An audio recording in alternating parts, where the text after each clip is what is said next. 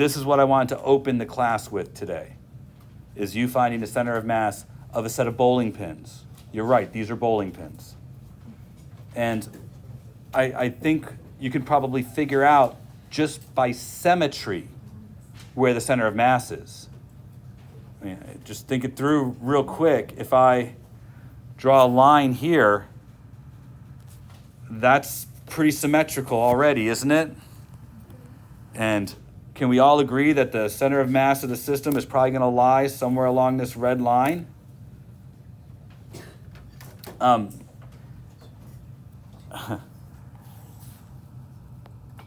Betting the center of mass probably lies along that red line too.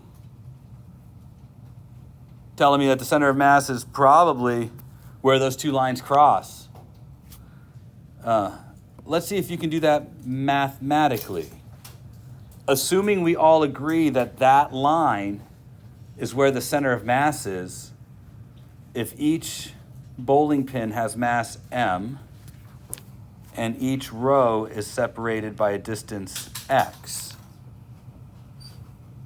can we find where the center of mass is by just considering that each row gets progressively more massive? You follow what I'm saying? We know there's symmetry. There's equal amounts of mass on both sides of that red line. But at this location, the mass of the line this way is m. But the mass of the line at the second line is 2m. And the mass of the third line is 3m. And the mass at the fourth line is 4m. You guys seeing what I'm doing here? So, can you find where the center of mass is? You'll need to pick reference. Where do you think a good reference point would be along that red line? I think the first pin. I think that's right. I think make that your reference point. All right. I'm going to factor the mx out of the top, and I'm left with 0 plus 2 plus 6 plus 12 divided by 10m. That looks an awful lot like 20 divided by 10 to me.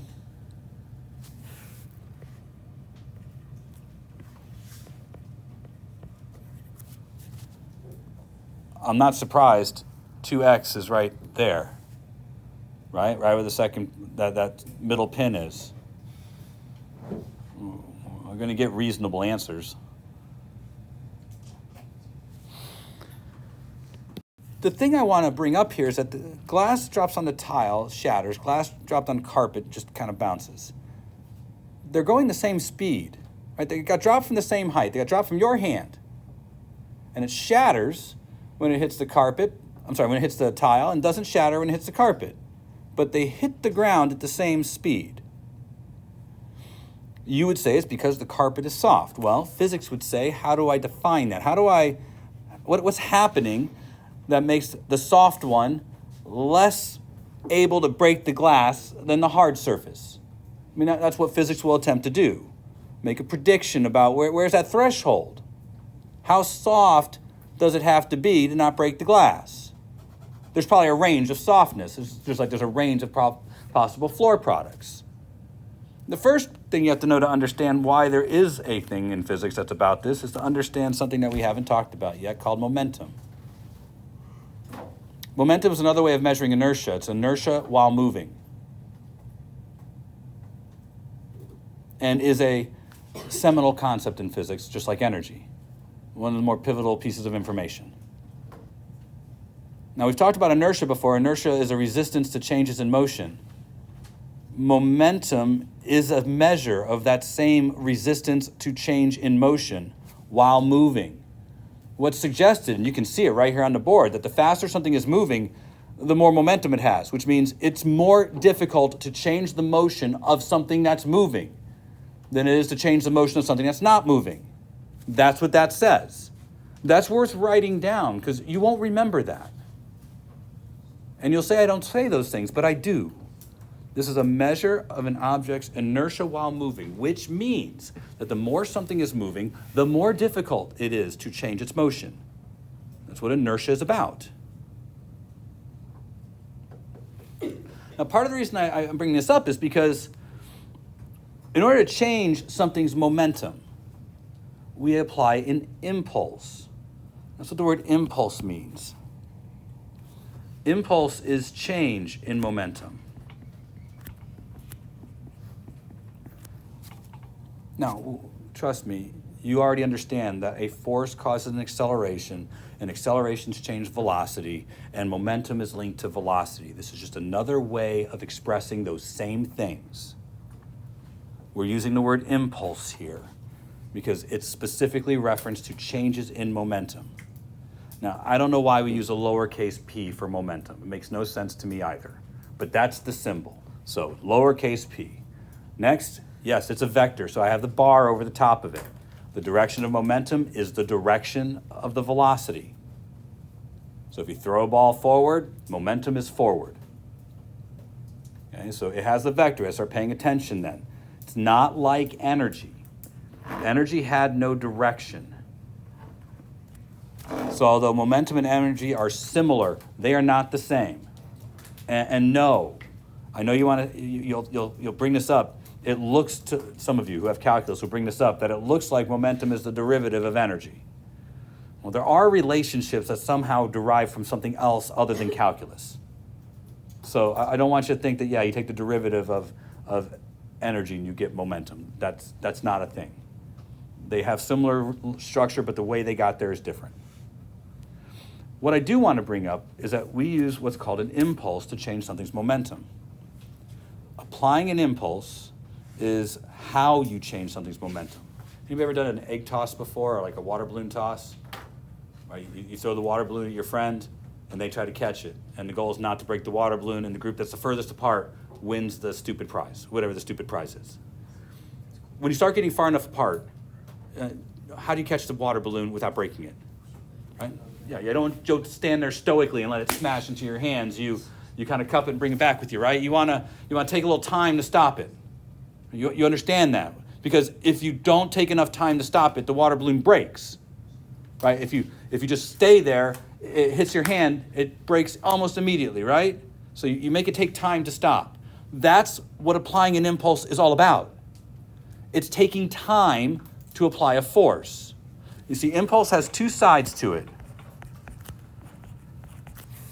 There's the causal side, and there's the effect. You cause an impulse by applying a force over a period of time. The effect of applying an impulse is a change in momentum. Both of these refer to impulse. So force times time is impulse, and change in momentum is impulse. That softness you were describing a minute ago, if you drop the wine glass, let's say, because we know that they're pretty fragile. If you drop the wine glass above the floor, we know that whether there's carpet there or floor there, the wine glass, by the time it makes it here,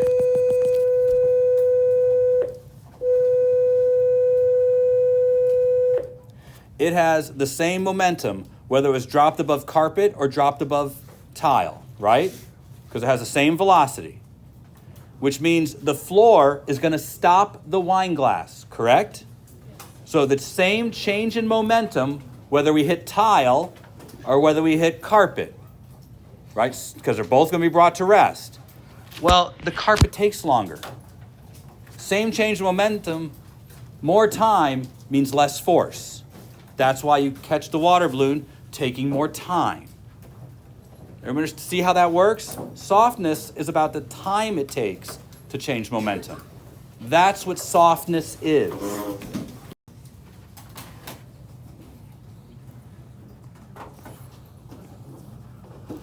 So yesterday, it was pretty clear that the center of mass of the meter stick is at its center. But the whole point of what we're trying to do is be able to predict where the center of mass of an object is through a calculation. Now, we can't do the true calculation for the meter stick for one simple reason. You guys just don't have the calculus skill to do so. So we'll wait for second semester to do that. We're going to do an estimate for where the center of mass is by using the point mass calculation for center of mass. And I think we at least got far enough to describe what that would look like, but it looks like this.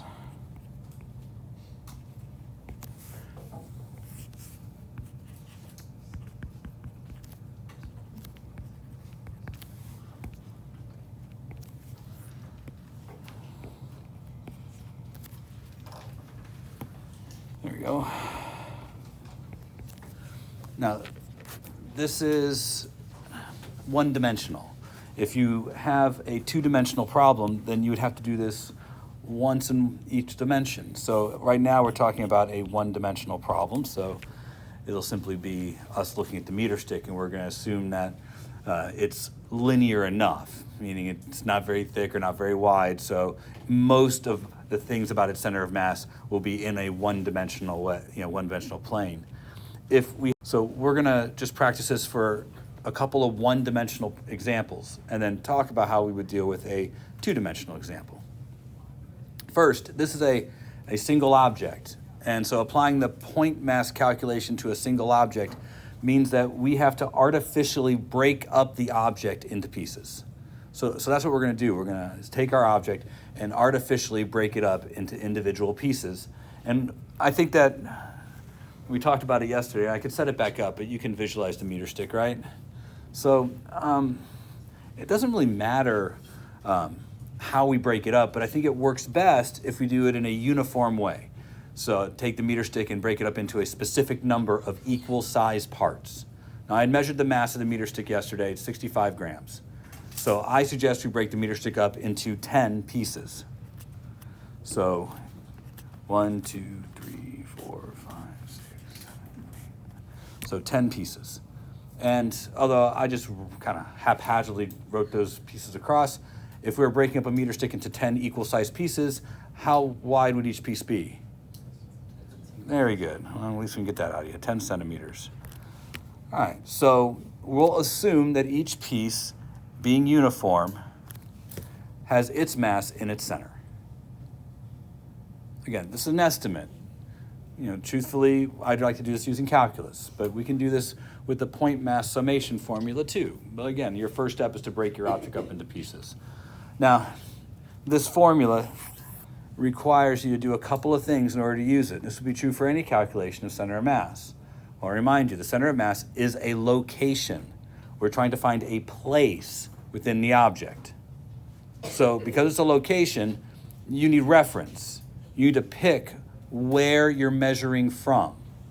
And it's a decision you can make. You can pick any place you'd like on the meter stick in order to measure this.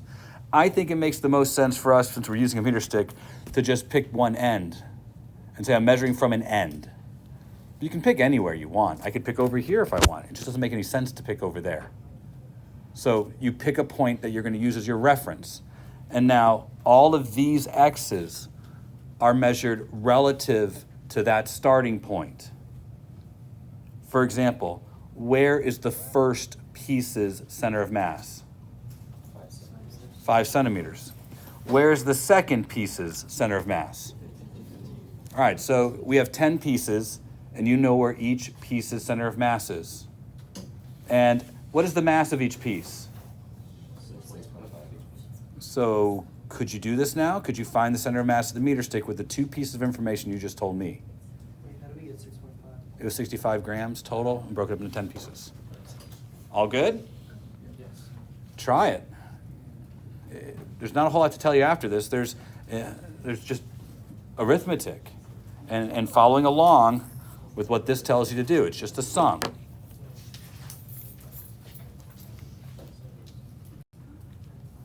No. Yeah. For the end, now that you're playing. I'm going to write it out. That way you can't claim that, well, you never do it all the way. Okay. So my next one's going to be located at 10 times 6.5. Where's the next one? Well, it's going to be located at 15, right? All of these are wrong, but it's not 10. Where's the second one located? 15. 15, that's right. Where's the third one located? 25. You guys said yes. Where's the next one located? 35. Where's the next one located? Now I'm going to run out of space here. But like I said, can see it on the faces of those people who are already claiming, I have no idea what he's doing over there. All right, here's what I'm doing. I'm looking at every single piece of my meter stick. I'm running out of space, though.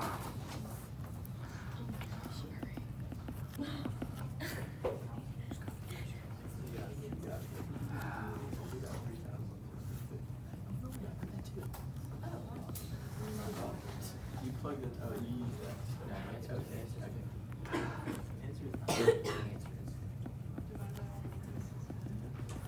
All right, they're adding them all up. Well, I'm glad we didn't break it up into 20 pieces or 100 pieces. Could have. Then we have to divide by the sum of all the masses. That's 6.5 added together 10 times.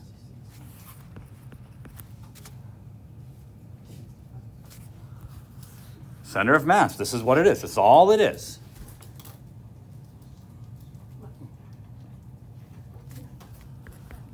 So you grab your calculator, start pushing buttons, right? And you find the obvious. It's 50. It's the middle of the meter stick. Right? It's got to be the middle. If you add it all up, we already balanced the meter stick, right? We saw it balanced at the middle. So if you have an object that's uniform, like the meter stick, and you want to find out its center of mass, you want to show it through a calculation, you could do it this way. Now, this is an estimate, to be honest. And although it works out because it's a meter stick and everything was just kind of perfectly set up for this. Yeah? Is there like an advantage to doing it like 10 different pieces rather than like if you did 2? Like if you do more, is it more accurate? The more number of pieces, the more accurate it's going to be. And like I said, this one works out like this, obviously, because we've made some estimates about the meter stick. But yeah, because it's going to have to be at its middle. It's a uniform object.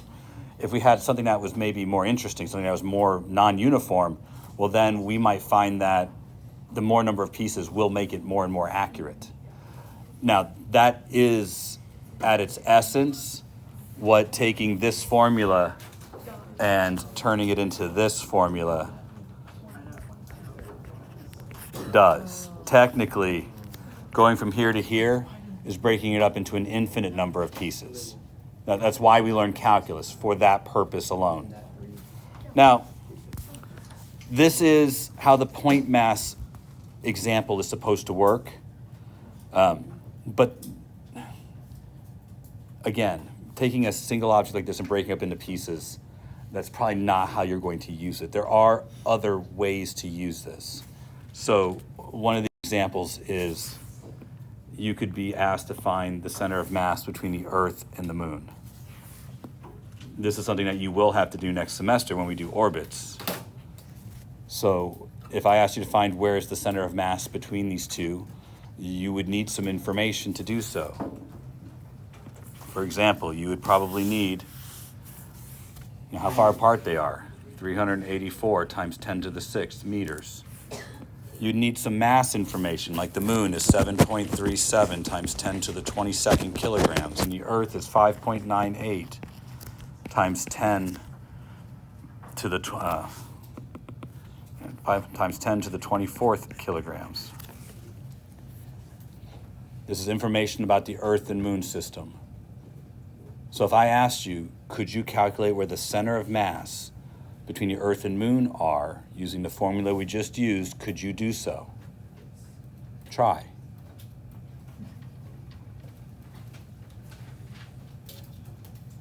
I know it's going to happen, and I don't have the time to let you sit there and sputter. You have no idea where to begin because you didn't write the stuff down from the last part. So write this down. If you want to find the center of mass, the first thing you have to do is figure out where's your point of reference. Where are you going to measure this distance from? You'll have to make decisions like this. And this is why you don't have the right information in your notes. So I would encourage you, when asking this question, to look for the symmetry here to help you.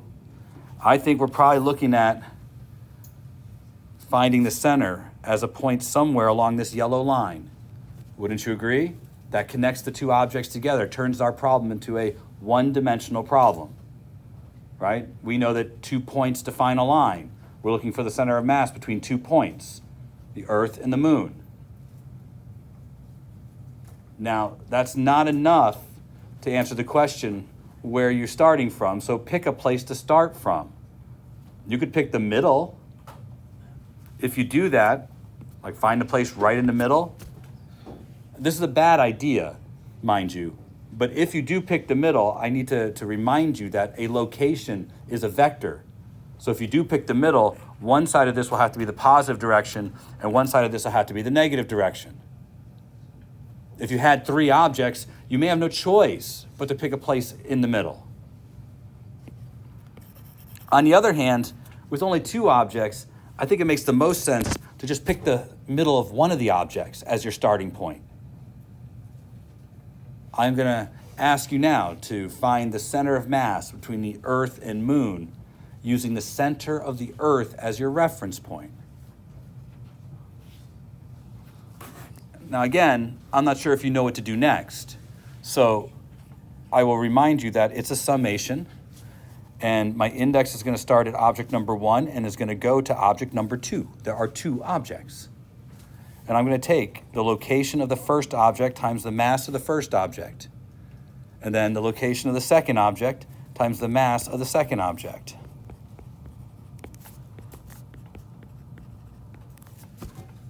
That's the top part of the fraction.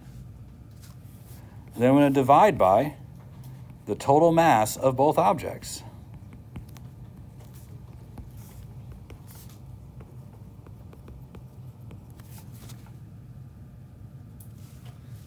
Again, there's not a lot here.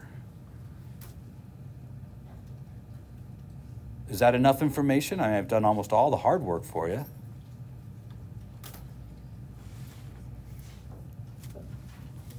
What is the distance from the reference point to the center of the Earth? 0. So this first number is going to be 0. That's why picking the reference point as one of your objects is kind of nice, because it works as 0 in.